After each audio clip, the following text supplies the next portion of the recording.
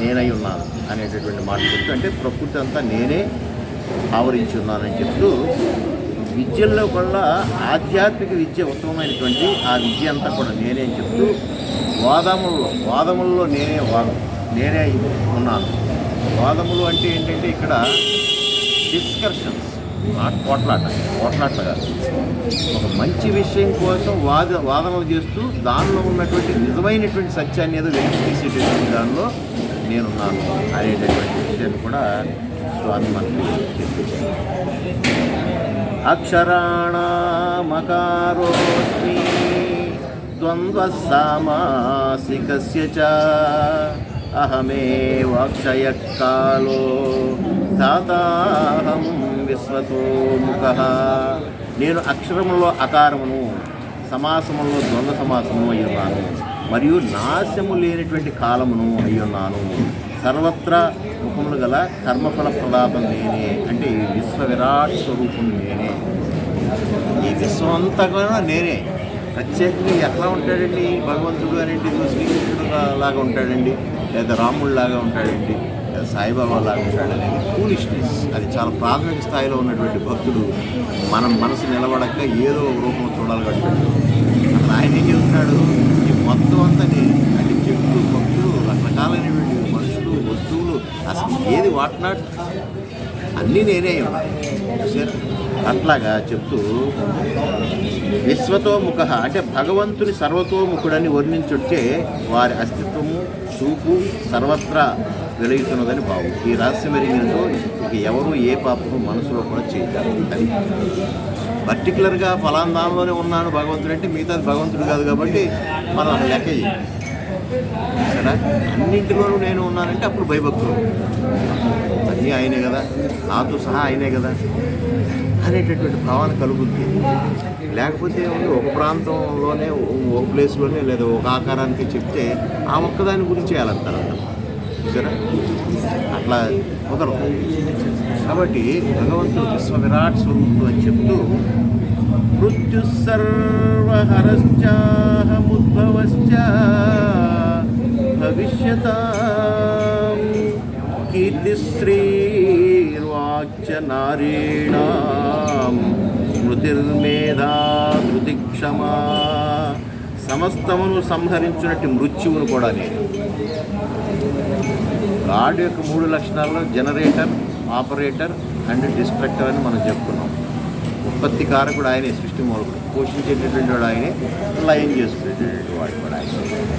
సరే, మృత్యువును కూడా నేను. అదేంటండి దేవుడు ఏంటండి మనం ఎత్తుకుపోతానంటే ఏంటండి? అవును, కాలం గడవాలి, ప్రతిదానికి ఒక ఎక్స్పైరీ డేట్ ఉండాలి, లేకపోతే పుల్లు కంపుపడతాం, అవునా కదా? ప్రతిదానికి ఒక ఎక్స్పైరీ డేట్ లేకపోతే అది ఎంతకాలం అయినా కానీ ఇట్లాగే సాగుతూ ఉంటే ఏమవుతుంది మజా? మనకి 100, 70, 80, 100 ఉంది కాబట్టి మనకి 125 అనేవాళ్ళు. మరి బాగా మన పెద్దలందరూ 100 బతికారు అనుకుంటే మన దగ్గరికి వచ్చేటప్పటికి 70, 80 పడిపోయింది అనుకోండి. ఏదైనా ఒక డెడ్ ఎండ్ అనేటటువంటిది లేకపోతే నేనే ఉన్నాను, ఒక 400 ఏళ్ళు బతికాను. ఇదే బతుకు ఏముంటుంది? అదే కానా, అదే పీనా, అదే స్వాన.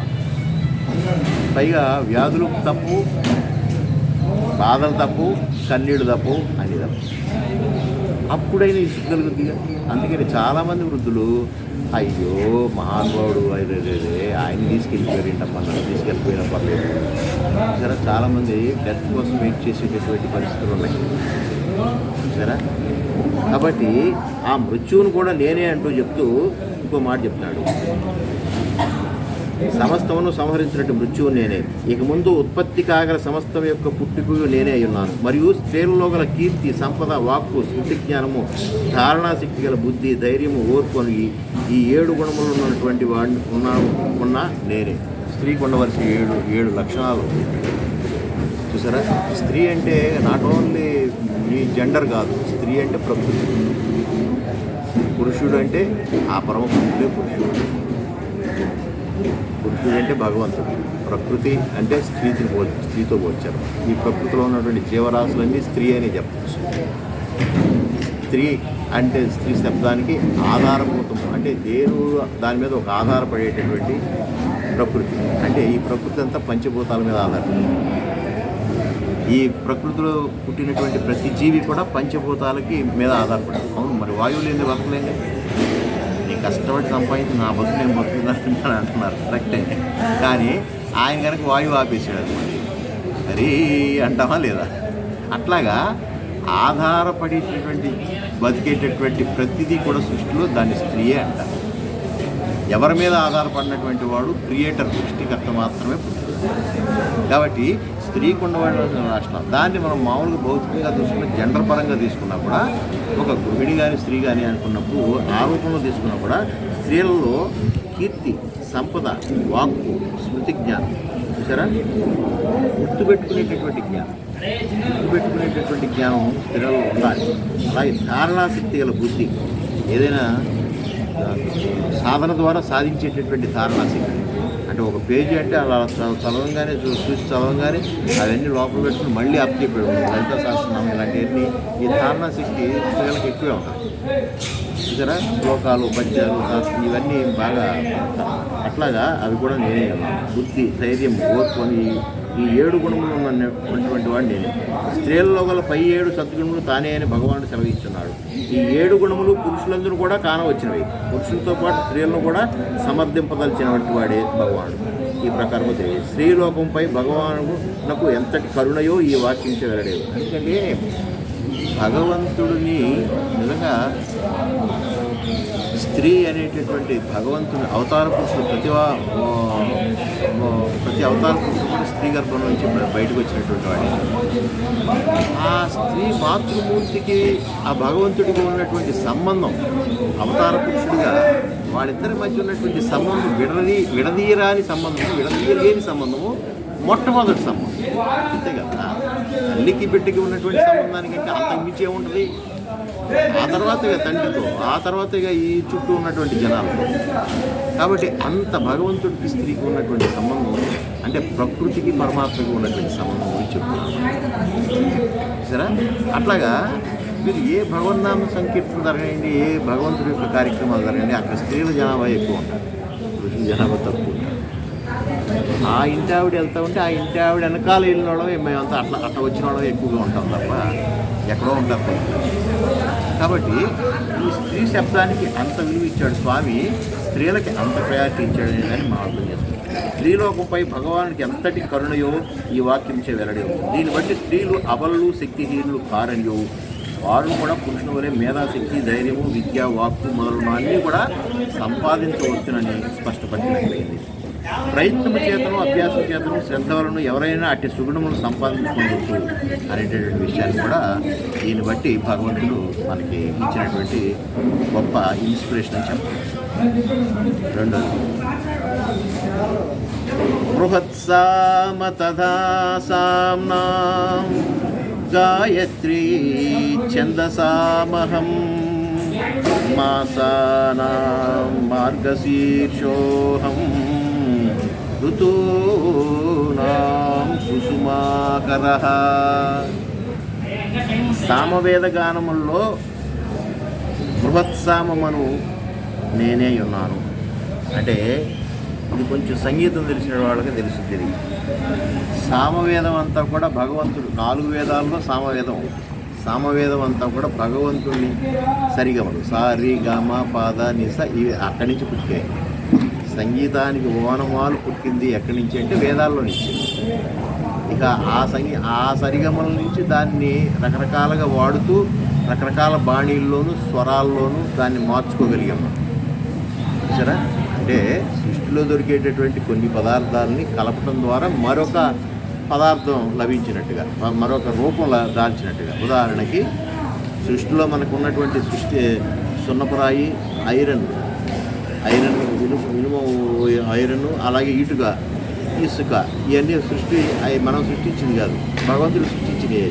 ఇసుక మనం తయారు చేయలేం కదా, ఎంత తయారు చేస్తాం, ఎన్ని కదులు తయారు చేస్తాం. తయారు చేయడానికి మెటీరియల్ ఏంటి?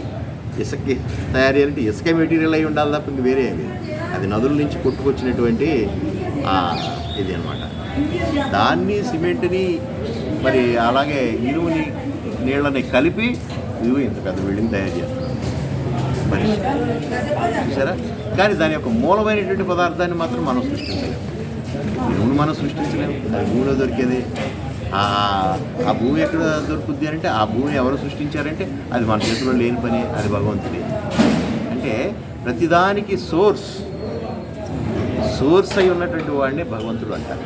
ప్రతిదానికి సోర్స్ అయి ఉండాలి, ఆయనే మూల పదార్థం అయి ఉండాలి కదా. బర్ఫీ తిన్నా, లేకపోతే చపాతీ తిన్నా, లేకపోతే దాన్ని ఏమంటారు ఇంకోటి తిన్నా దానికి సోర్స్ ఏంటంటే గోధుమ పిండి నుంచి వచ్చినాయి ఇవన్నీ కూడా. అట్లాగే ఈ సృష్టి మొత్తం కూడా ఆయనే ఆవరించి ఉన్నాడు అని చెప్పడానికి ఆ విధంగా చెప్తూ, ఈ సామవేదంలో కూడా నేనే ఉన్నాను, ఛందస్సుల్లో గాయత్రియు, మాసంలో మార్గశిర మాసము, ఋతువుల్లో వసంత ఋతువులు నేనే ఉన్నా అని చెప్తాడు.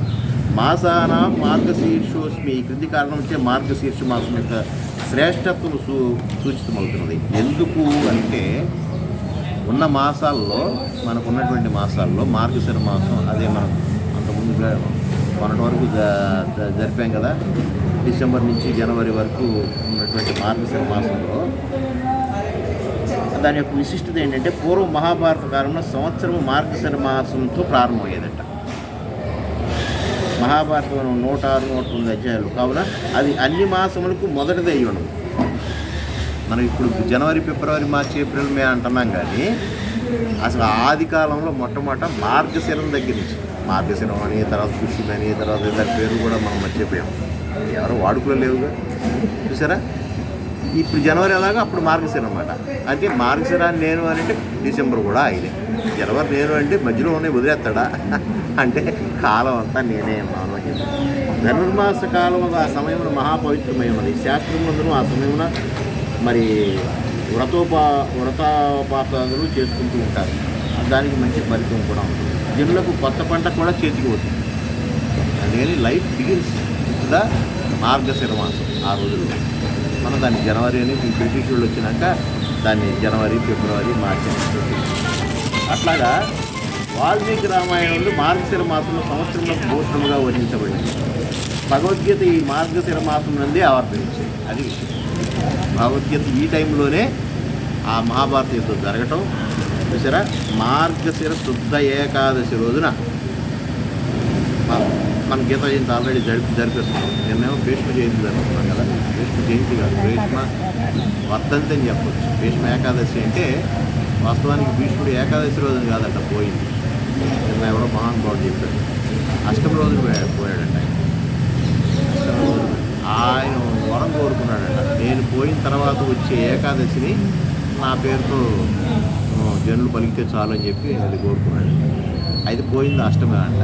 అది మనం యాక్చువల్గా ఏకాదశి రోజు పోయాడేమో. ఆ ఉత్తరాయణ పుణ్యకాలం కోసం వెయిట్ చేసి ఏకాదశి లాగానే పోయాడు కావచ్చు. అలాగే అష్టమి రోజు పోయాడు కాబట్టి అష్టమిని మనం దరిద్రంగా అనుకోవచ్చు. అష్టమి రోజున కష్ట కష్టాలు పడతారని అష్టమి రోజు శ్రీకృష్ణుడు పుట్టలేదా లైక్ చెప్తున్నా. అంటే ఇప్పుడు జనాల్లో ఏంటంటే అదొక నానుడిగా తయారైంది. నార్త్ ఈస్ట్ కార్నర్ ఈశాన్య బిట్టు నెంబర్ 1 అంటారు అందరూ, ఎవరు చూసి. అదే పడమర దక్షిణం కలిపి నైరుతి బిట్టు అబ్బో దరిద్రమండి బాబోయ్, దానిలోకి వెళ్తే అవుటేనండి అంటారు.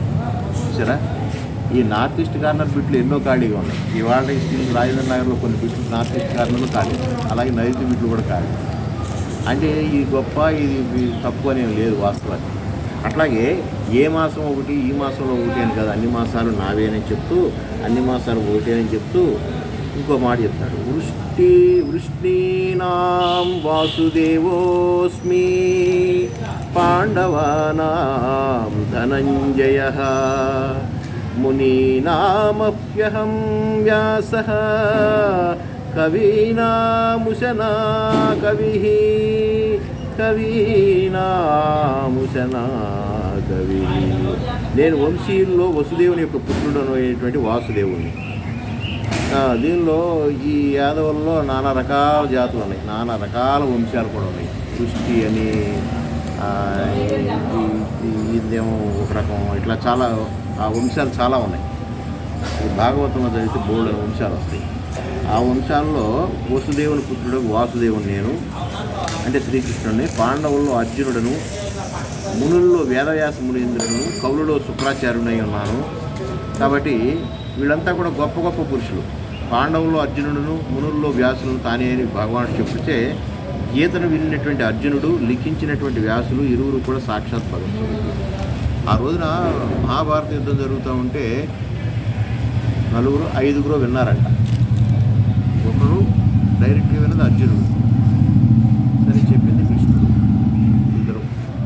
ఇదంతా కూడా దూరం నుంచి ఈ మహాభారత యుద్ధాన్ని క్రీనీడలాగా దూరంగా ప్రతి నిమిషాన్ని, ప్రతి పాయింట్ని అబ్జర్వ్ చేస్తుంది వ్యాస మహర్షి.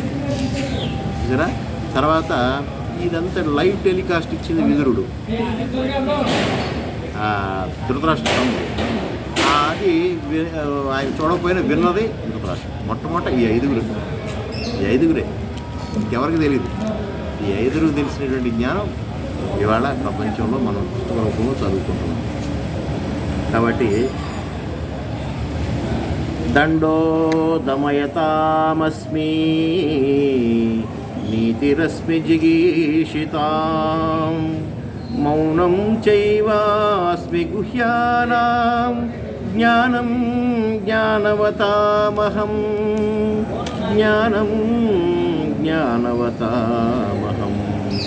నేను దండించు వారి యొక్క దండనమును జయింపనిశ్చయించగలిగినటువంటి వారి యొక్క నీతిను అయ్యున్నాను. మరియు రహస్యములలో మౌనాన్ని, జ్ఞానవంతుల్లో జ్ఞానము నేనే ఉన్నాను. చూసారా? దండకు పాత్రుడు చేసేది కూడా ఆయనే. అంటే దాన్ని శిక్ష అంటారు. భగవాన్ శ్రీ సత్యసాయిబాబా అంటారు, శిక్ష కూడా శిక్షణలాగా ఉండాలి అని. సరే, ఎంత గొప్ప పదం అది అసలు. శిక్షించటం అంటే హింసించటం కాదు, హింసించటాన్ని శిక్ష అనకూడదట భగవాన్ సత్యసాయిబాబా అంటారు.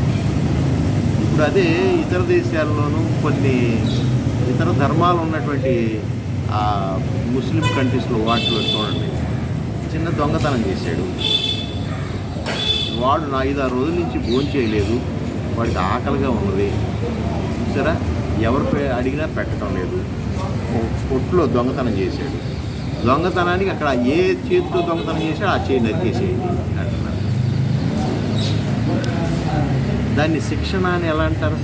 అది హింస అంటారు. శిక్ష అని కూడా అంటారు. శిక్ష అంటే అర్థం చెప్తున్నాడు భగవంతుడు. శిక్ష అంటే శిక్షణ, it's a training, not punishment. Punishment is different from training. ట్రైనింగ్లో కూడా హింసిస్తారు, అది కొంచెం గద్దిస్తారు, కొడతారు. ఇప్పుడు మిలిటరీ ట్రైనింగ్ ఉంటుంది, వాడు ఎక్కవలసినవి ఎక్కాలి, దూకవలసినవి దూకాలి, ఇవన్నీ కూడా చూసారా? అది ఏంటి ఇంత హింస గురి చేస్తున్నాడు అనకూడదు. అక్కడ ట్రైనింగ్, ఆ ట్రైనింగ్ తీసుకుంటేనే లైఫ్ స్కిల్స్. అలాగే అలా ఆ శిక్షించేది కూడా, ఆ శిక్షణలో కూడా నేనే ఉన్నానయ్యా అని చెప్తూ, నీతిరశ్మి జిషీగతాం అంటే నీతితో కూడినటువంటి జయమే జయము కానీ అవినీతితో కూడినటువంటి జయము కానేరదు. నేను గెలిచాను అని అంటారు కదా. నేను గెలిచానంటే దొంగ ఓట్లు వేసుకుని గెలిస్తే అది నేను జయమంటే కుదరదు. లేదా ఈవీఎం ఊటినొక్కితే ఓదానికి పడింది అన్నారు మాట్లాడుకు పోత కదా. అట్లా జరిగినా అది జయము కాదు, అలాంటివన్నీ జయం కాదు. నిజంగా ప్రజల మనసులో నుంచి రావాలి, అది జయమవుతుంది. అది నీతిగా జయాన్ని సంపాదిస్తే జయమవుతుంది. కాబట్టి అని చెప్తూ, మౌనం చైవాస్మి గుహ్యానాం, మౌనం కూడా భగవత్ స్వరూపం కావున వాంగ్మౌనము, మానసిక మౌనము రెండింటినీ సాధకులు అభ్యసించాలి. అది 2. నోరు మూసుకోవాలి. నోరు మూసుకున్నంత మాత్రాన ఊరుకుంటారా మనసు? అబ్బో, నోరు మూసుకున్నాక ఇంకెక్కువ ఆలోచిస్తాం. ఏది మనసు వెంటనే ఇక్కడి నుంచి టకాంట కాశీ అనగానే కాశీ కనపడుతుంది, పుట్టపర్తి అనగానే పుట్టపర్తి కనపడుతుంది, షిరిడి అనగానే షిరిడి కనపడుతుంది. అస్సలు టికెట్ లేని ప్రయాణం మామూలుగా వెళ్దాం. చూసారా? ఆ మనసును కూడా ఒకదాని మీదే, అది దైవనామం మీదో దైవ రూపం మీదో ఏకాగ్రత చేస్తూ, వాచికం అంటే మాటలు తగ్గించడం కాదు, మానేసేసి ఈ రెండింటినీ మౌనంగా ఉన్నదాన్ని మౌన వ్రతం అంటారు. అంతేగాని మౌన వ్రతం రోజున పేపర్ కొట్టడం రాస్తా ఈ సైకి అని అంటే మనస్సు పని చేయకూడదు, నోరు, అది మౌన వ్రతం అంటే. మరి ఈ 2 పని చేయకుండా ఏం చేయాలంటే ఈ ధ్యాస అంతా భగవంతుడి మీద పెట్టాలి, నీకు నచ్చిన రూపం మీద నామం. ఇది మౌన వ్రతం యొక్క అర్థం. చూసారా? కాబట్టి ఆ మౌన వ్రతం కూడా నేనే ఉన్నానని చెప్తూ, యచ్చాపి సర్వభూతానాం బీజం తదహమర్జున న తదస్తి వినా యత్స్యాన్మయా భూతం చరాచరం. ఓ అర్జున, సమస్త ప్రాణికోట్లకు ఏది మూల కారణమయ్యున్నదో అది నేనే అయి ఉన్నాను. ఇన్ని మాటలు ఎందుకయ్యా? ఫైనల్కి వచ్చాడు. అది అంటాడు, ఇది అంటాడు, ఇదేం దాని నుంచి బోరు కొట్టిస్తున్నాడు అనుకుంటారా? ఈ ఒక్క ముక్క ముందులో చెప్పాడు అనుకోండి, అన్నిటికీ నేనా? మళ్ళీ గోల్డెన్ డౌట్లు వస్తాయి. డౌట్ రాకుండా మొత్తం మళ్ళీ డౌట్ అడిగే పని లేకుండా అన్నిటికీ మూలం ఏదో అదే నేనయ్యా. స్థావర జంగమాత్మకమైనట్టు వస్తువేదియు నన్ను వినాగా లేనే లేదు, నాకంటే వేరుగా లేదు అని అనమాట. అంటే స్థావరం అంటే కదిలేది, కదలంది. స్థావరములు అంటే కొండలు, చెట్లు, ఇలా కదలని వస్తువులన్నీ స్థావర. కట్టడాలు ఇవన్నీ నేనే అంటున్నాడు. జంగమాలు కదిలేని కూడా నేనే అంటున్నాను. ఇంకేంటి ఆ రెండు కానీ ఏముంటాయి? చూసారా, అన్నీ నేనేం చెప్పాను. ఇంతదనుకు తన యొక్క విభూతులు కొన్నిటిని పేర్కొని చుట్టతలకు సమస్తము భగవత్ స్వరూపమే అని శ్రీకృష్ణమూర్తి పేర్కొంటున్నాడు. సమస్త చరాచర ప్రాణికోట్ల యొక్క బీజము కూడా తానే ఉన్నానని భగవంతుడు చెప్తున్నాడు. బీజము నేనే. అసలు పుట్టుగా పుట్టటానికి బీజమే నేనైనప్పుడు నువ్వెవరో అని అంటారు. ఏ సమస్య? బీజమే అయినా, అది విత్తనమే అయినా, విత్తనమే అయినప్పుడు ఇంకా ఆ తర్వాత ఈ చెట్టు లేదా మొక్క అయినాక నువ్వెవరు అని అంటే కుదరదు. ఆ చెట్టు బీజం నుంచే వచ్చేసింది కాబట్టి సమస్తం నేనే. ప్రతి ప్రాణియు ఘనీభూతముకు ఆత్మరూపేమగును. అల్పత్వ నీచత్వాదులని జీవులు కల్పించుకున్న వానికి వాస్తవులు కావు. కావున జీవుని యథార్థ రూపం పరబ్రహ్మమే అగును. కావున ప్రతి జీవి యొక్క యథార్థ రూపం ఏదయ్యా అంటే అది భగవంతుడే. దానికి మసాలాలు అనేటువంటి మనసు చూసారా, ఎరువులపై జీలకర్ర లాంటి అహంకారం, మంచి కారం లాంటి అహంకారం, ఇవన్నీ మనం కలుపుకుని మిక్స్ చేసి ఆ భగవత్ తత్వాన్ని, ఆత్మస్వరూపాన్ని కప్పేసుకుంటాం. దట్ ఈస్ కాల్డ్ మాయా ప్రపంచం అంటే ఇదనమాట. చూసారా, స్వచ్ఛంగా ఉన్నటువంటి వైట్ పేపర్ మీద అనేక రకాల గీతలు గీస్తే ఆ వైట్ పేపర్ కనపడకుండా పోయినట్టే. అంతే కదా, తెల్లగా ఉన్న పేపర్ తెల్లగా ఉన్నట్టే బాగానే ఉండేది. మనం దాని మీద నువ్వు వచ్చి ఒక గీత, నేను ఒక గీత, ఇది వచ్చి ఇట్లా మొత్తానికి తెలిపైపోయింది. అట్లాగా మనం పుట్టినప్పుడు చాలా స్వచ్ఛంగా ఉన్నాం. కొద్ది కాలం వరకు కూడా చాలా స్వచ్ఛంగా ఉంటాం. 3-4 ఏళ్ళ వరకు కూడా మనకి ఏం తెలియదు, ఆత్మ అంత స్వచ్ఛంగా ఉంటుంది. ఆ తర్వాత నీది నాది అనేటువంటి రాగము మోహం బయలుదేరి అమ్మానంగానే అమ్మంగా పెట్టు అంటే అటాచ్మెంట్ ఏర్పడిపోయింది. చూసారా, అదొక ప్రింట్. నానానంగా నానొక ప్రింట్. ఇట్లా ప్రింట్ల మీద ప్రింట్లు కలంకారీలాగా మన తెల్లగా ఉన్నటువంటి వస్త్రం మీద కలంకారీ వాళ్ళు రకరకాల ముద్రలు వేసినట్టుగా మన ఆత్మ అనేటటువంటి దాని మీద అనేక ముద్రలతో మాయా ప్రపంచంలో బ్రతుకుతున్నాము. చిత్తశుద్ధి చేసుకోండి అంటే ఇదిగా ఈ ముద్రలన్నీ పోగొట్టుకోవాలి. ఈ ముద్రలు పోగొట్టుకోవాలంటే ఏం చేయాలి అంటే అదిగా మౌనము, ధ్యానము, తపస్సు, ఇవన్నీ చూసారు. ఇవన్నీ సాధనములు. దేనికోసం? ఇంతకుముందున్న వైట్ పేపర్గా తెచ్చుకుంటానికి. మనమే సృష్టించవసరం మళ్ళీ వైట్ పేపర్. దాని మీద ఉన్నటువంటి మురికినంతా కడగటానికి ఏం చేయాలంటే, నువ్వు ఏదైనా పాపం చేసావా అంటే విత్తం చోరుడువా, నువ్వు విత్తచోరుడు అంటే డబ్బులు దొంగిలించినోడువా, లేకపోతే ఎక్కువ లాభాలు వేసుకుని అమ్ముకుంటున్నావా, ఇట్లా ఇవన్నీ విత్తచోరుల కిందే వస్తాయి. లంచాలు తీసుకుంటున్నారా? ఆఫీసర్లు లంచాలు తీసుకుంటున్నారా? ఇవన్నీ అదే మరి ఇది పట్టుకుంటే మన బొక్కలని కనపడాలి. వీటన్నిటిని రూపుమాపుకోవాలంటే మరి చేయికి తప్పక చేసాం, అయిపోయింది. దానికి తగ్గట్టుగా బ్యాలెన్స్ చేయాలిగా. అప్పుడు దానికి చెప్పారు దానం అని. అసలు అన్నదానం చేయవయా, లేదా వస్తుదానం చేయవయా, లేదా పదార్థ దానం చేయవయా, లేదా 10 మందికి ఏదైనా ఉపయోగపడేది చేయవయా. అందుకనే ఈ పెద్ద వాళ్ళందరూ బడ్ షెల్టర్ కట్టించా, ఆ షెల్టర్ కట్టించా, ఈ షెల్టర్ కట్టించా. జమీందారులు అంతా ఎందుకు చేశారనుకున్నా? బ్యాలెన్స్ చేసుకుంటానికే. అవునా కదా? వాళ్ళందరూ ఎందుకు చేస్తున్నారు అంటే మహానుభావుడు బిడ్డ బ్యాలెన్స్ చేసుకుంటాడు అంతే. బ్యాలెన్స్ చేసుకోవాలి కూడా. బ్యాలెన్స్ చేసుకోకపోతే మళ్ళీ మనం అదోగెత్తుకోవాలి. సరే, తినాలి, అరిగించుకోవాలి. ఎందుకు వచ్చిన బొంద అరిగించుకుంటుంది, తినకుండా ఉంటే కుదరదు, చచ్చిపోతాం. అట్లాగే నెయ్యి సమాజం మీద పడి మెయ్యి లంచాల రూపంలోనో, లేదా లాభాల రూపంలోనో, లేదా ఇంకో రూపంలో దానికి తోడుగా మరి నువ్వు ఏదైనా చేసుకుంటా ఉంటే అది బ్యాలెన్స్. చూసారా, మరి ఆ తర్వాత మన బిడ్డలు కూడా బతుకుతారు. లేకపోతే ఈ పాపాలని ఆలోచించుకుంటారు. అందుకని బ్యాలెన్స్ చేసుకోవాలి. అందుకని దాన ధర్మాలు ఇవన్నీ కూడా వాళ్ళు పెద్దవాళ్ళు ఆ రకంగా చెప్తూ ఒక మాట అంటున్నాడండి, నాంతోస్తి మమ దివ్యానాం విభూతీనాం పరంతప ఏషతూద్దేశ్యతః ప్రోక్తో విభూతేర్వింస్తరో మయా ప్రోక్తో విభూతేర్విస్తరో మయా. ఓ అర్జున, నా యొక్క దివ్యములైనటువంటి విభూతులకు అంతమే లేదు. ఇలా నేను చెప్పుకుంటూ పోతే నువ్వు ఊగొట్టమే అవుతుంది, కానీ అసలు దీనికి అంతూ పొంతు లేదు, అంత దివ్యోత్తమం అన్నమాట. కాబట్టి అయినను కొన్నింటిని మాత్రం నీకు సంక్షిప్తంగా నేను ఇప్పుడు నీకు వివరించి చెప్పాను అంతే. భగవానుడు అనంతుడగుట వలన వారి విభూతులకు అంతముండదు, కావున సంక్షిప్తంగా ఇట్లా వివరించబడినది. యద్విద్విభూతిమత్సత్వం శ్రీమదూర్చితమేవ వా తత్తదేవావగచ్చత్వం మమ తేజోంశ సంభవం. అంటే ఈ ప్రపంచం ఐశ్వర్యయుక్తమై ఉన్నది, కాంతివంతమైనది అంటే నిర్మలమైనది, ఉత్సాహంతో కూడినటువంటిది అంటే శక్తి కలిగినటువంటిది.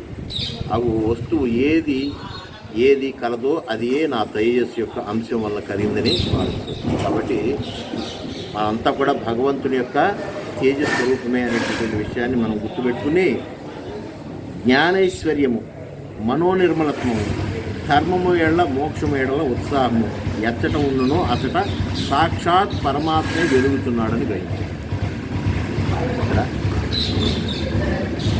ఎట్లాగంటే అన్ని చోట్ల నేనే ఉన్నాను, కానీ ఇదిగో ఇప్పుడు నేను చెప్తున్నటువంటి మోక్షాపేక్ష కలిగినటువంటి భక్తుల మధ్య నేనే ఉంటాను అంటే ఇదేంటి మరి, ఇక్కడ ఉంటానంటున్నాడు అక్కడ ఉంటానంటున్నాడు అని అంటే ఎట్లాగంటే అక్కడ ఎలా ఉంటాడు అని అంటే కరెంటు వైర్ రూపంలో ఉంటాడు. ఇక్కడ ఎలా ఉంటాడు అంటే బల్బు రూపంలో ఉంటాడు. అక్కడ అవ్యక్తంగా ఉన్నాడు. సరే, కరెంట్ అనేది వైర్లో ఉంది, మనకు తెలియట్లా. అది బల్బులోకి దూరిన రోజున ఉందన్నట్టు. ఆ బల్బు ఇక్కడ ఉందనుకోండి, వెలుగు ఇక్కడ వెలుగు ఉంది కాబట్టి ఇక్కడే ఉన్నాడా భగవంతుడు అంటే కాదు. ఆ బల్బు నువ్వు ఏ కరెంటు వైర్కి కనెక్ట్ చేసినా ఆ బల్బు వెలుగుతుంది. అంటే అన్ని చోట్ల ఉన్నాడు, కానీ ప్రత్యేకంగా నీ దగ్గర ఉండటానికి ఉన్నట్టుగా నువ్వు భగవంతుడి మీద ఇష్టుడయ్యి భగవంతుడితో రమిస్తూ మోక్షగామి అయి సాధనా సంపత్తిలో ఇలా సత్సంగాలు చేసుకునేటప్పుడు నేను అక్కడే ఉంటానండి. ఓకేనా? అందుకే భగవాన్ శ్రీ సత్సాయిబాబాకి ఆయన వచ్చి కూర్చుంటాడని చెప్పి నాట్ ఓన్లీ భగవాన్ సత్సాయిబాబా అంటే మేమేదో ఆ భక్తులు చెప్తున్నాం, భగవంతుడు అంతే. చూసారా?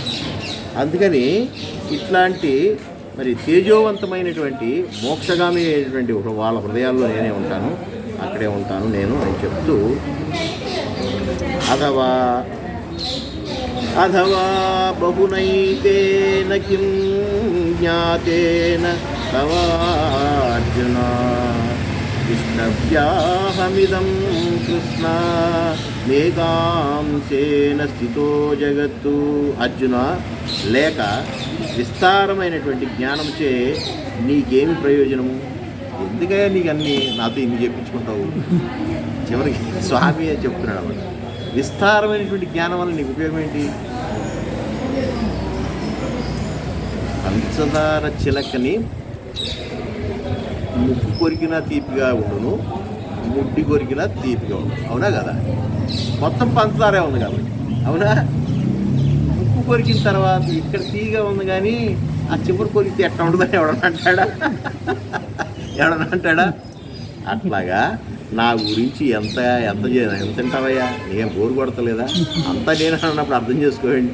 మనం డౌట్ మాస్టర్ కదా, ఇంకెక్కడ దొరుకుతాడేమో. అసలు ఏంటి అసలు ఏంటి అసలు ఈ తత్వం ఏంటి, అసలు ఈయనంటే ఎవరు ఏంటి, భగవంతుడు ఏంటి అని అర్థం కాక ఆయన ఇన్ని విన్నాడు, ఇన్ని అడిగాడు. ఆయన అడిగాడు, ఇది చెప్పాడు కాబట్టి అంత జ్ఞానం ఇదిగో ఇవాళ బయటకు వచ్చింది కాబట్టి మనం మాట్లాడుకుంటాం. లేకపోతే కట్టే, కొట్టే, తెచ్చే అని 3 ముక్కల్లో చెప్పాడు అనుకోండి, అస్సలు అర్థం కాక ఆడ ఉన్నాడో లేడు, ఎందుకు వచ్చిందో బాబు అని చెప్పి అర్థం కాదు కదా, స్టోరీ అంతా అవుతాయి కదా. మూడు గంటలు 15 రీళ్ళు అయితే కానీ మనకి సినిమా అర్థం కాదు. మధ్యలో బోల్డెన్ ట్విస్టులు, ఎవరిని ఉంచేస్తాడో, ఎవరిని లేపేస్తాడో, ఎవరిని బాధపడతాడో, ఎవరిని సంతోషంగా ఉంటాడో, ఎన్ని ట్విస్టులు అవునా కదా.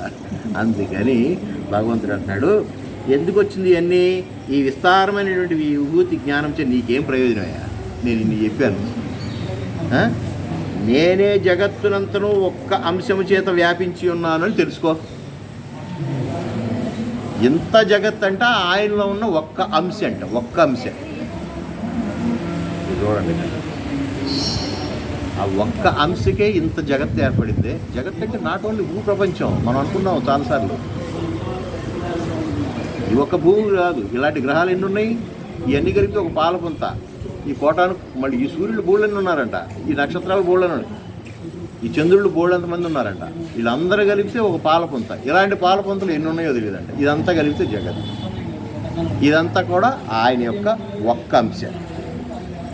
అందుకని వేదం ప్రకారం త్రిపాదూర్ధ ఉదయత్ పురుష పాదోస్యేహ భవాత్పుర తతో విశ్వద్వ్యక్రామత్ శాసనానసనే అభి అని పురుషోక్తం అంటాడు. ఈ మొత్తం కలిపి దివ్యమైనటువంటి శక్తి అంతా కూడా 3 వంతులు అనుకుంటే, నేను రివీల్ చేసింది, బయట పెట్టింది ఈ జగత్ అని మీరు అంటున్నారే, ఇన్ని లోకాలు కలిపి ఇదంతా ఒక వంతే, ఒక్క అంశే. ఇంకా బోర్డంత ఉంది అలా చూసారా. అందుకని భగవంతుడిని మనం కనుక్కోలేము. ఆయన శక్తియుక్తులకి అంతు పొంతు లేదు. ఎంతటివాడు అంతటివాడు అని చెప్పడానికి లేదు. అంతా ఆయన అని చెప్పి సరిపెట్టుకుని ఆయన మీద ధ్యాస పెట్టడమే. చూసారా, ఇది మనం నేర్చుకోవాల్సింది. అందుకని భగవంతుడిని అనుభవించడం నేర్చుకోండి బంగారు, భగవంతుడిని వెదకమాకండి అని చెప్పి భగవాన్ శ్రీ సత్యసాయిబాబా అనేక సార్లు చెప్తాను. భగవంతుడిని అనుభవించండి. మైసూర్ పాకు నోట్లో పెట్టుకున్నప్పుడు దాని యొక్క రుచి, దాని యొక్క టేస్ట్, దాని యొక్క యాలక్కాయ పొడి, దాని యొక్క అది అనుభవించాలి తప్ప ఇది ఎట్ట తయారు చేశాడబ్బా, ఎవడు తయారు చేసాడబ్బా, దేంతో తయారు చేసాడబ్బా అంటే అసలు ఈ రుచి నీకు తెలియదు. ఈ రుచి మీద కుదరదు. సరే, ఆ రుచిని ఆస్వాదించి రుచిగా చూడు. కళ్ళు మూసుకుని చక్కగా మొత్తం నవ్వేసి అంతా లోనకి వెళ్ళిపోయినాక అప్పుడు అంతేగాని భగవంతుడిని అర్థం చేసుకునేవాళ్ళు అంటే సామాన్యమైనటువంటి విషయం కాదు. ఆయన అనుభవించటమే అంటే ఆయన యొక్క దివ్యమైనటువంటి విభూతుల్ని మనం అనుభవించాలి. ఆయన యొక్క మహిమల్ని మనం తెలుసుకోవాలి. ఆయన ఎన్ని మహిమలు చేశాడో అవతార పురుషుడిగా ఈ లోకంలో జన్మించినప్పుడు మరి శ్రీకృష్ణ భగవానుడు చేసినటువంటి అనేక రకమైనటువంటి మిరాకిల్స్, అనేక రకమైనటువంటి మహిమలు అంతగా చిటికిన వేలుతో గోవర్ధన పర్వతం ఎత్తడం ఏంటండి? 9 సంవత్సరాల పొరవాడు ఆర్లీ అంతే, 9 సంవత్సరాలు 8 సంవత్సరాలు ఉన్నాయని. ఇంద్రుడు కోపం వచ్చి పెద్ద పెద్ద వడగళ్ల వాన కురిపిస్తూ ఉంటే, గోమాతలన్నీ చనిపోతూ ఉంటే, గోపాలుడు అంత నాయన కృష్ణ ఎక్కడున్నావు మమ్మల్ని రక్షించు అని అంటే గబగబా వచ్చి ఆ గోవర్ధన పర్వతాన్ని పొడుగ్గా పెడతాడు. అది ఎక్కడ వాళ్ళు పడిపోద్దామని చెప్పేసి వీళ్ళు వాళ్ళ దగ్గర ఉన్న కర్రలు అడ్డు పెడుతున్నారు. ఏం అవసరం లేదని చెప్పేసి మళ్ళీ ఇట్లా ఎత్తిన దాన్ని మళ్ళీ ఇంకొకసారి పై అని ఇలా చిటికిన వేలు మీద పెట్టాడు. ఆయన మహిమకి అంతూ పొందుతుందా సరే. అటువంటివన్నీ కూడా మనం చూసుకోవాలయ్యా. కాబట్టి ఈ విస్తారమైనటువంటి జ్ఞానంతో నీకేంటి ప్రయోజనం? నేనే జగత్తునంతను ఒక్క అంశం చేత వ్యాపించి ఉన్నానయ్యా అని చెప్తూ ఈ ప్రకారముగా భగవద్ విభూతిని ఎంత తెలుసుకొనేనో ఇంకా తెలుసుకొనవలసిందని మిగిలే ఉండను. కావున అంతము లేనటువంటి ఈ వర్ణనల వల్ల నీకేమీ ప్రయోజనం లేదు. నేను ఇంతటి వాడును అంతటి వాడును, నా శక్తి ఇదో, నేను ఆ దానిలో ఉన్నాను దీనిలో ఉన్నాను అని చెప్పడం వల్ల నీకేం ఉపయోగం లేదు. కాబట్టి నమ్ము అని చెప్తూ భగవానుడు అర్జునుడికి హితబోధ చేస్తున్నాడు. అవన్నీ ఏ ఒక్క పరమాత్మ చైతన్యంతో వ్యాపించబడి ఉన్నవో, ధరింపబడి ఉన్నవో ఆ ఒక్కదానిని తెలుసుకొనిన చాలునని వచించుతాయి. అంటే దీని అర్థం ఏంటంటే ఇన్ని మాటలు ఎందుకు? దానిలో ఉన్నాడని, దీనిలో ఉన్నాడని, వేప చెట్టులో ఉన్నాడని, మర్రి చెట్టులో ఉన్నాడని, ఆ దేవతలో ఉన్నాడని, ఈ దేవతలో ఉన్నాడని, లేదా ఈ అసురుల్లో ఉన్నాడని, ఈ ప్రహ్లాదుల్లో ఉన్నాడని చెప్పి, లేదా ఆ రావణాసురులో ఉన్నాడు. ఇవన్నీ ఎందుకు? సరే, అంతటా నేనే ఉన్నాను. కాబట్టి ఏ ఒక్కదాన్ని తెలుసుకున్న అంటే ఏది తెలుసుకుంటే ఇక మిగతాదంతా సర్వం తెలుస్తుందో అదే ఆత్మవిద్య, అది తెలుసుకోమని చెప్తూ ఈ జగత్తంతా కూడా పరమాత్మ యొక్క ఒకనొక అంశం చేతనే వ్యాపించబడిందని చెప్పబడితే భగవానుని యొక్క అనంత శక్తి విశ్వవ్యాపకత్వము వెల్లడవుతున్నది. ఈ అనంతకోటి బ్రహ్మాండములన్నీ ఎంతయో విశాలమైనవి అయినను భగవాన్ని ఏ ఒక్క అంశం చేతనో అవన్నీ వ్యాపించబడింది. మనం అనుకున్నట్టుగా ఈ బ్రహ్మాండం అంతా కూడా మనం అనుకున్నటువంటి అనేక గ్రహాలు, అనేక నక్షత్రాలు, అనేక సూర్యులు, అనేక చంద్రులు, ఇట్లా అనేక పాలపుంతులు ఇవన్నీ కూడా ఆయన ఒక్క అంశతో ఏర్పడినాయి. అంటే ఇంకా ఆయన శక్తియుక్తికి తిరిగే ఉంది. పాదోస్య విశ్వాభూతాని త్రిపాదస్యామృతం దివి అని పురుష సూక్త కవచన అయ్యో ఇందాక నేను చెప్పానే సరే నా దీనిలో వచ్చింది చూడండి. పాదోస్య విశ్వాభూతాని త్రిపాదస్యామృతం దివి అని పురుష సూక్త వచ్చిన మీ అర్థం చే ప్రస్ఫుటీకరించబడింది. పురుష సూక్తంలో క్లియర్గా చెప్తాడు. దీన్ని బట్టి భగవాన్ యందు ఈ విశ్వమంతా ఎంత అల్పమైనదో కూడా మనకి అర్థమవుతుంది. కాబట్టి ఈ రహస్యములన్నిటినీ తెలుసుకొని జీవుడు తన అహంభావమును తర్పమును పారవైచి పరమాత్మను శరణు పొంది కృతార్థుడు కావలెను. ఈ విభూతి యోగం వలన నేర్చుకుని పాఠం ఇదియే.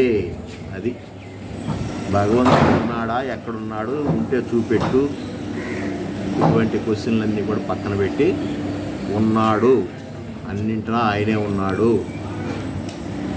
ఎందుకంటే నీకు చూపెట్టడానికి ఒక ప్రత్యేకమైన భగవంతుడిని చూపెట్టడానికి నువ్వు అనుకునే రూపంలో తీసుకొచ్చి ప్రత్యేకమైనటువంటి రూపంలో తీసుకొచ్చి చూపెడితే ఆ రూపంలో మాత్రమే భగవంతుడు ఉన్నాడంటే ఇవన్నీ ఏమైపోతాయి, ఈ జగత్తంతా ఏమైపోతుంది అంటే నిస్సారమైపోయినట్టే కదా, జీవం లేనట్టే కదా. అందుకని భగవంతుడు కనపడ్డావు చచ్చిన భగవంతుని కోసం వెతకమాకండి. అవును, భగవంతుడిని వెతకాల్సినటువంటి అవసరం లేదు. చూసారా, మన ఇంట్లోకి కరెంటు లాగిన తర్వాత మీటర్లోకి వచ్చినటువంటి కరెంటు మొత్తం గృహం అంతా వెళ్ళొద్దు కదా. మన ఇంట్లో కరెంటు ఉందో లేదో మీటర్కు ఉన్నటువంటి ఆ గ్రీన్ బల్బు చూస్తే తెలిసిపోతుంది కదా. మళ్ళీ అవన్నీ పట్టుకు చూడాలా, పట్టుకు చూస్తే తెలుస్తుంది, షాక్ పడుతుంది. అవునా? అట్లాగే ఈ మొత్తం కూడా ఈ జగత్తంతా ఆయన ఆవరించి ఉన్నాడు కాబట్టి దానికి క్వశ్చనే లేదు, నీకు సంశయ బుద్ధి అవసరం లేదనేటటువంటి విషయం చెప్తూ ఈ జగత్తంతయు దేనిచే వ్యాప్తమై ఉన్నదంటే పరమాత్మ యొక్క ఒకనొక అంశం చే వ్యాప్తమై ఉన్నది. అంటే భగవత్ స్వరూపం నందు ఈ విశ్వమంతయు పరిగణింపబడదాలంత అల్పమై ఉన్నది అని భావము. అంటే అంత పెద్దవాడు ఈ విశ్వం వేరు, ఆ విశ్వాత్మ ఆయనకున్నటువంటి శక్తియుక్తుల ముందు ఇది చాలా తక్కువైనటువంటి విషయాన్ని చెప్తూ ఇది శ్రీమద్భగవద్గీతాసుపనిషత్సు బ్రహ్మ విద్యాయాం యోగశాస్త్రే శ్రీకృష్ణార్జున సంవాదే అక్షర పరబ్రహ్మ యోగో నామ 10వ ఇది ఉపనిషత్ ప్రతిపాదికమగును బ్రహ్మ విద్యయు యోగశాస్త్రమును శ్రీకృష్ణార్జున సంవాదమునకు శ్రీ భగవద్గీతందు విభూతి యోగమును 10వ అధ్యాయము సంపూర్తి. ఓం తత్సత్ శ్రీనారాయణ. కదమ్మ సంగతి. ఇప్పటికీ 2 సంవత్సరాల నుంచి